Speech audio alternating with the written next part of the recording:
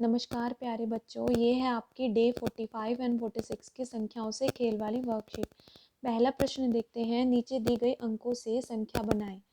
देखो 5 और 3 से बनने वाली संख्या, 5 और 3 ये दो अंक आपको दिए गए हैं। इनसे बनने वाली कौन सी संख्या हो सकती है?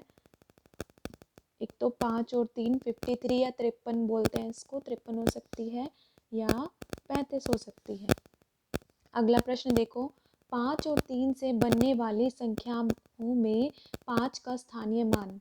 अब ये देखो, हमने ऊपर जो 5 और 3 से दो संख्याएं बन सकती हैं, हमने दो बना दी, 53 और 35। अब इसमें 5 का स्थानीय मान क्या हो सकता है?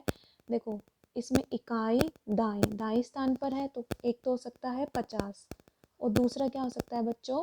ये इकाई स्थान पर है तो दूसरा हो सकता है 5। ठीक है। अगला देखो, 8 और 7 से बनने वाली संख्या। 8 और 7 से बनने वाली संख्या या तो 87 हो सकती है या 78 हो सकती है। ठीक है। अगला देखो, 8 और 7 से बनने वाली संख्याओं में 7 का स्थानीय मान।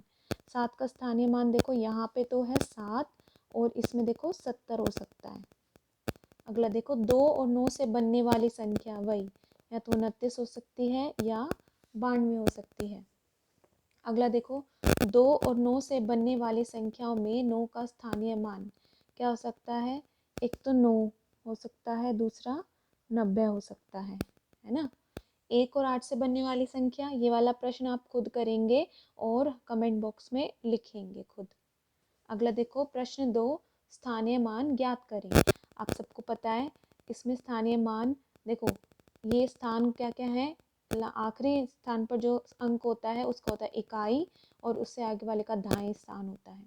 तो इकाई स्थान में 8, देखो 8 जो है इकाई स्थान पर है, तो इकाई स्थान के पीछे हम कोई जीरो नहीं लगाते, ऐसे कैसे लिख देते हैं। लेकिन जो दाई स्थान पर होगा उसके पीछे हम एक जीरो लगाते हैं। अब 48 में 4 का स्थानीय मान देखो कितना होगा? 40। 78 में 7 का स्थानीय मान कितना होगा? 70। 95 में 9 का स्थानीय मान क्या होगा? 9 देखो दाएं स्थान पर है तो क्या होगा? 90। इस तरीके से ये क्वेश्चन करना है। आगे देखते हैं। अगला प्रश्न है, दी गई आकृतियों के नाम लिखें।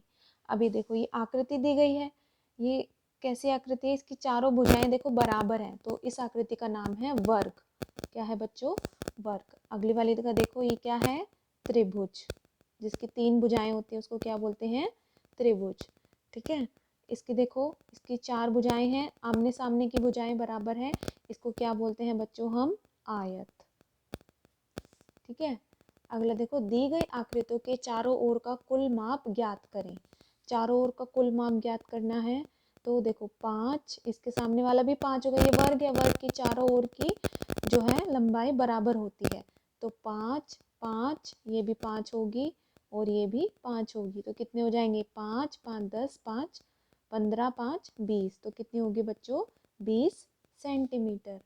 अगला देखो, 7, ये क्या है? आयत है, क्योंकि देखो इसकी जो है ना आमने सामने की भुजाएं बराबर है, चारों भुजाएं बराबर नहीं है। देखो 7 है ये वाली, तो ये भी 7 होगी और ये वाली 5 है तो ये भी 5 होगी। इन सबको जोड़ दो, इसका परिमाप आ जाएगा।